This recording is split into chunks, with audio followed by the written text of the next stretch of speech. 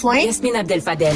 On peut pas être un chef à temps partiel. Moi, ce qui me dépasse, c'est que le dossier, là, il est pas nouveau depuis une semaine. Marc-André Leclerc. Il n'a pas de règles. Et ça, quand il n'y a pas de règles... La rencontre. Il va falloir s'accrocher à quelque chose qui est ancré dans la réalité des Québécois. Non, mais elle l'a dit, c'est irréprochable. Hein? Sa gestion est irréprochable. Il faudrait qu'il sourie, qu'il a l'air plus enjoué. Ah, mais Yasmine, attends, là, on a la moitié du bouclier, là. C'est exactement ça. La rencontre. Abdel-Fadel Leclerc. Le premier ministre François Legault a procédé à l'inauguration officielle du complexe La Romaine.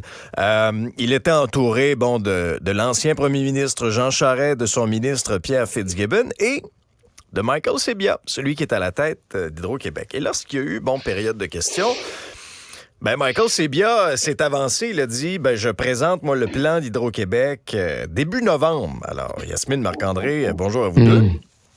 Allô? On a bien hâte de voir ce qu'il y a à l'intérieur de ce plan-là, dans un contexte, Yasmine, où là, si le Québec veut atteindre la carboneutralité d'ici 2050, il nous manque des ressources, là. Il nous faut pratiquement un Hydro-Québec de plus. Il va falloir nous expliquer différents axes. Le premier, c'est quels vont être les besoins projetés du Québec d'un point de vue résidentiel, là, disons particulier, d'un point de vue commercial et d'un point de vue industriel au courant des 20, 40, 30 prochaines années. Comment est-ce qu'on a les ressources nécessaires pour répondre à ces besoins? Comment on va faire pour augmenter ces ressources-là? Sur quoi on va miser? Évidemment, il y a l'hydroélectricité, mais au-delà de ça, est-ce qu'on va utiliser le nucléaire? L'éolien, quelle va être sa part de marché? Et est-ce que c'est encore rentable d'exporter de l'hydroélectricité? Ça, là, c'est une question à laquelle je vais vouloir savoir si Michael Sebia pense que oui ou non. Et finalement, on va être plusieurs à sortir le plan stratégique de Sophie Brochu, puis le plan stratégique de Michael Sebia, puis d'essayer de comprendre les disparités et qu'est-ce qui a pu changer en si peu de temps. Marc-André? Oui, moi, j'ai très, très hâte de voir son plan et comment on va y arriver, là. Si M. Sebia nous dit ça prend 3 barrages au Québec là, pour telle puissance, là.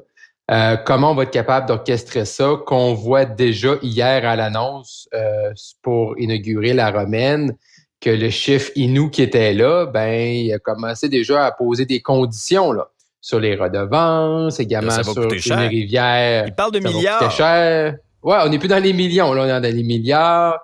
Également, telle rivière, dans ce cas-là, c'est Magpie. Ça, c'est pas question. Fait que là, OK, là, tu comprends là, qu'au-delà, ça nous a rappelé de un que ça prend 13-14 ans à construire un barrage de cette ampleur-là.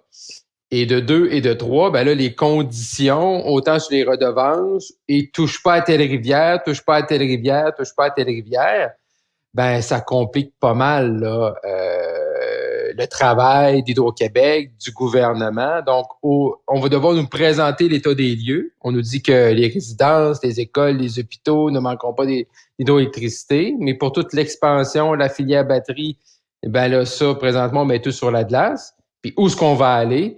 Puis là, après ça, c'est sans oublier, là, tel groupe qui veut sauver la grenouille verte d'Amérique, puis tel autre groupe, le saumon, puis moi, je suis pas certain. Puis on dit que socialement, ça doit être accepté. Moi, j'ai bien hâte de voir. Moi, je suis pour les barrages.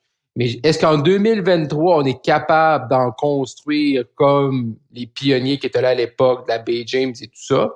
Je suis pas certain. Hey, tu peux même pas le faire en Lego sans un BAP, là, tu sais. Fait que, va falloir Non, c'est ça. Achète-toi ta boîte de Lego, là, puis va faire un BAP, puis on en reparle. Oui, puis c'est quoi l'acceptabilité sociale? Là? C'est quoi? Là? C'est large. Qui, là? Mais c'est tellement rendu large. Puis si on l'a vu sur un projet qui était pas d'hydroélectricité, mais tu sais, GNL là, à Saguenay, GNL Québec à Saguenay. Mais là, c'était rendu des consultations. Oui, il y avait des gens de la région pour et contre, parfait. Mais au-delà des bleuets, là, il y avait plein de monde d'ailleurs. Là. Fait, mais ta consultation, elle arrête qui, là? Et c'est ça, à un moment donné, puis là, socialement, ça doit être accepté. Mais par qui? Comment? On fait-tu un BAP? On n'en fait pas. Si on n'a pas besoin pour notre Volt un BAP, on a-tu besoin d'un pour un barrage? La question se pose. Mais Yasmine, moi, quand j'écoutais les commentaires du premier ministre François Legault puis du ministre Fitzgibbon, je me disais, dans leur esprit, c'est clair que la solution, c'est un barrage, là. Je veux dire, eux, là, j'ai l'impression que eux se voient déjà en train d'annoncer un futur projet de barrage, là. Sauf que c'est vrai que c'est long, puis je me ramenais un peu dans le temps. Les premières études là, pour la Romaine, ça a commencé en 2003. 2003, puis là, on l'inaugure en 2023. C'est 20 ans. Alors, ce débat, lorsqu'on dit qu'il faut un débat de société pour la question des barrages, il faut l'avoir maintenant. Il faut l'avoir maintenant là, si on veut être prêt pour 2050, pour la carboneutralité. À ça, je vais vous ajouter aussi l'échéance de 2035, où on va arrêter de vendre des véhicules à essence au Québec. Parce que là, si on tombe tous sur l'électrique, là, je ne trouverai plus de bornes pour me recharger. Ben, c'est sûr... C'est ça, tu sais. Marche, voyons. Marche? Voyons, Alexandre, marche. Je sais bien. C'est pas 2023. Je sais. Ah non, moi, je sais. Puis, il y a des pistes cyclables partout. Je comprends pas pourquoi tu as besoin d'une voiture, Alex. Ben oui, non, je sais, je suis dépassé. Je suis complètement dépassé. Oui. OK, oui. Boomer, tu sais. J'ai plus ma place à Montréal, moi, je sais. Non. Non, mais honnêtement, il va falloir lancer le projet le plus rapidement possible. Puis, le calcul au-delà stratégique, puis au-delà des besoins en hydroélectricité, puis d'un point de vue purement là, de gestion de l'énergie là, au Québec, politiquement, là, si on vient sur le terrain politique, tu as peu de risques lorsque tu lances des projets comme ça politiquement. Pourquoi? Parce que tout le monde, l'expérience et l'historique au Québec, là, la mémoire collective a fait en sorte que tous les projets de barrage, de développement, que ce soit la baie James, que ce soit la Romaine, ont été des projets qui ont été porteurs. Ça n'a pas tourné en crise, ça n'a pas tourné en fiasco. Donc, il y a comme un a priori positif. Tu peux pas te tromper avec ça. La deuxième chose, c'est que les dépassements potentiels de coûts, là, ils vont se faire sentir une fois que tu n'es plus au pouvoir. Une fois que tu n'es plus là pour devoir les justifier. Tu laisses au gouvernement subséquent en fait, à eux de justifier s'il y a des dépassements de coûts, s'il y a d'autres problèmes. Toi, tu es le visionnaire, tu es le bâtisseur, celui qui réfléchit pour les 50 prochaines années. Les autres l'exécuteront. Oui, tu as raison. Yasmine, on le voit, là. La Romaine, ça a coûté 900 millions de plus que prévu. Bon, la pandémie, ici, puis ça, mais l'inflation, mais je veux dire... M. Charest était là hier, puis c'est une bonne chose de l'avoir invité, puis ça, il faut le reconnaître que M. Legault et son équipe ont fait un bon coup là-dessus. Mais c'est pas François Legault qui est pogné vraiment à expliquer, puis vu que c'est un barrage, c'est moins grave, là. Mais tu as raison, Alexandre, sur ce que tu as dit tout à l'heure. Je veux dire, c'est clair pour le gouvernement, c'est les barrages. C'est correct, mettons, le solaire, la biomasse, les éoliennes, mais tu n'auras jamais... Même si tu additionnes tous ces moyens-là, tu n'auras jamais la capacité de la puissance d'un barrage comme la Romaine où c'est 470 000 maisons. Là, donc, c'est la grosseur de la ville de Québec là, en termes de clients.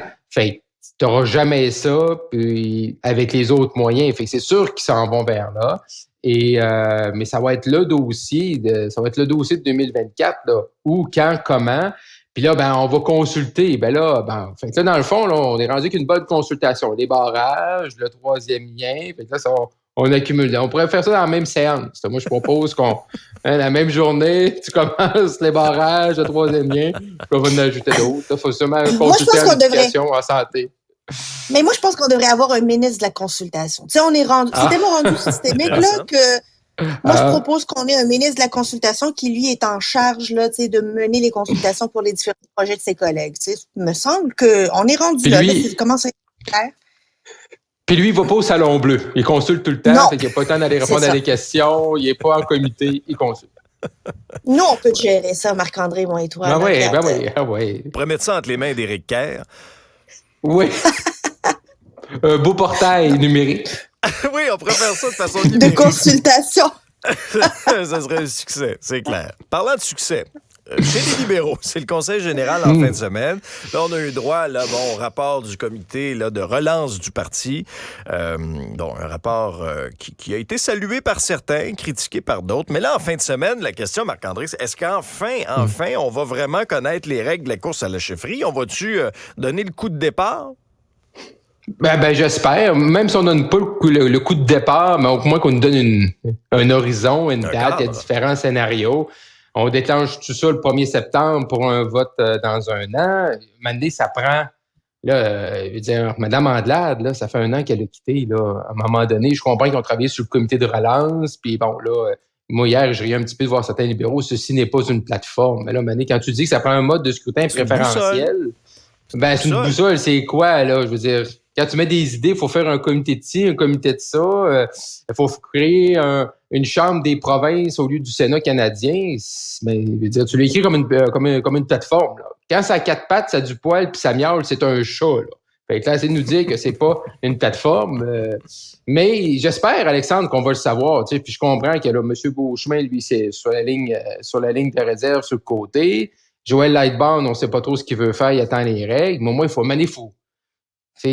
faut tes lances, là, les règles, puis j'espère que ça va être en fin de semaine. Là. Ouais, mais Marc-André, si ça a 4 pattes, ça a du poil, puis ça miaule, faut pas que tu te substitues à lui pour déterminer comment il s'identifie. Il s'identifie peut-être comme un canard, tu le sais pas. En 2023, c'est impossible.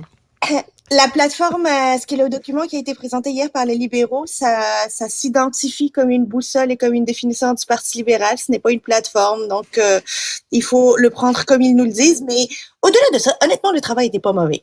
Faut le dire, là. Le travail n'était pas mauvais. C'était juste pas ce qu'on s'attendait parce que c'est pas plus clair aujourd'hui la position du Parti libéral du Québec puis sa définition.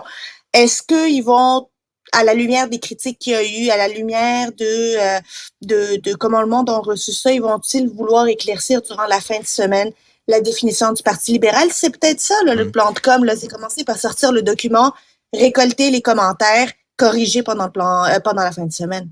Mais Yasmine, toi qui connais quand même le parti de l'intérieur, là, OK? Supposons, moi, je prends le bâton du pèlerin, là, puis là, je m'en vais avec ça là, dans ma région natale, l'Abitibi, ou ma région d'adoption, les Laurentides, puis là, je veux reconnecter avec les Québécois avec ça. J'ai-tu vraiment entre les mains quelque chose qui va me permettre de reconnecter avec les Québécois? Pas sûr, moi. Encore là, je suis pas sûre que c'est quelque chose qui va de connecter avec la majorité francophone, là, avec les Québécois en général, en fait. Mais au moins, ça dit, il y a des propositions. C'est que un candidat peut proposer quelque chose, dire que, tu sais, au Québec, là, puis selon les libéraux, là, nous, une constitution, c'est important, puis on va mettre nos valeurs là-dedans. Ça permet d'avoir quelque chose à répondre. Est-ce que ce qui est répondu est quelque chose qui va satisfaire? Je ne le pense pas. Mais c'est d'avoir quelque chose à répondre parce que pour le moment, ils ont rien à répondre. Absolument rien sur absolument rien. Alors, le chef, peu importe le chef qui va venir, il va venir rajouter ou enlever des éléments à ce qui a été proposé hier. Et la vérité, pour connecter avec les Québécois, c'est un chef qui connecte avec les Québécois dont ils ont besoin, là. Peu importe le nombre de comités qu'ils vont organiser, c'est le chef qui va pouvoir incarner cette connexion avec les Québécois, avec la majorité francophone, avec les régions. Pas tant des comités. Mais le problème, à la base, là, Marc-André, à la base, là, lorsqu'on vit, par exemple, une défaite électorale ou un revers comme ça, il me semble que tu te regardes dans le miroir, tu te dis, qu'est-ce qui s'est passé? Pourquoi je récolte des miettes maintenant chez les Québécois francophones? Pourquoi je suis pas capable de faire des percées à l'extérieur de Montréal? Est-ce que, selon toi, cet exercice-là a été fait de façon rigoureuse au sein du Parti libéral ou on a juste là, lancé des idées comme ça, là, puis du pelletage de nuages? Ben, parce qu'ils ont fait un format un peu hybride. Dans les premières pages, là, ben, c'est sûr qu'on a parlé beaucoup dans les médias des 41 propositions, que moi, je trouve que cette portion-là est très plateforme. Là. Quand tu parles de mode de scrutin préférentiel, changer le Sénat, des affaires de même, ben là, tu es vraiment plus de ce qu'on se connaît là, dans le jargon politique d'une plateforme électorale. Au début, il y a quelques critiques, les communications, le parti. On parle un peu de qu'est-ce qu'ils ont eu comme sentiment de la part des militants qui ont participé là, aux différentes consultations. Là. Mais est-ce qu'ils ont vraiment fait l'état des lieux, assez fait décortiquer les dernières années, depuis la dernière prise au pouvoir avec Philippe Couillard, la défaite de 2018, la défaite de 2022?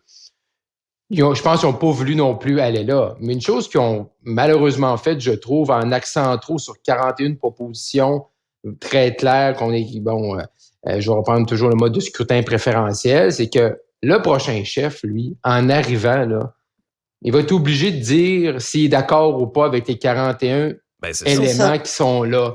Et ça, c'est un peu tannant, là. Parce que là, tu dis, nous autres, là, André Pratt et toute l'équipe, on a fait une consultation, on est allé voir les gens. Voici c'est quoi le fruit, voici les idées qu'ils nous ont données. Puis là, demain matin, t'es le chef. Puis là, tu dis, La 1, c'est oui. La 2, je suis pas sûr. La 3, c'est non. Ouais, pourquoi c'est non? Les militants veulent ça. Ça va pigmenter la course à la chefferie. C'est une course avec plusieurs candidats, mais je trouve qu'ils ont menotté un peu là, les mains du futur chef. T'as-tu dit que c'est une course avec plusieurs candidats? Si. Il y a un gros Ok. Si. Il y a un si. J'ai il y a pas un si, entendu Yasmine. le si, j'étais comme Excuse, Hein? non, je l'ai peut-être mangé moi aussi, là, mais il y a un si à plusieurs candidats. Oui, puis un gros si à part ça, parce que jusqu'à date, il y en a un, il est sur la ligne de côté, puis il est visé par des allégations de harcèlement psychologique. Ouais. Ça va bien. Pendant que les libéraux sont en conseil général au Québec, le NPD est en congrès, lui, Yasmine. Qu'est-ce que tu vas surveiller? Ben, le NPD, est-ce qu'il va se faire reprocher son mariage avec le Parti libéral du Canada? Parce que il se retrouve à tenir le masque d'oxygène du Parti libéral du Canada tout ce temps-là jusqu'en 2025. Et en même temps, c'est comme si le Parti libéral, là, ils lui ont ils leur ont enlevé le tapis en dessous des pieds en adoptant leur plateforme. Alors, c'est le NPD qui doit réinventer une nouvelle plateforme parce que, l'assurance dentaire a été faite. Tu sais, il y a bien des projets qui ont été faits par les libéraux. Pourquoi encore croire au NPD quand les libéraux sont capables de faire la plateforme du NPD?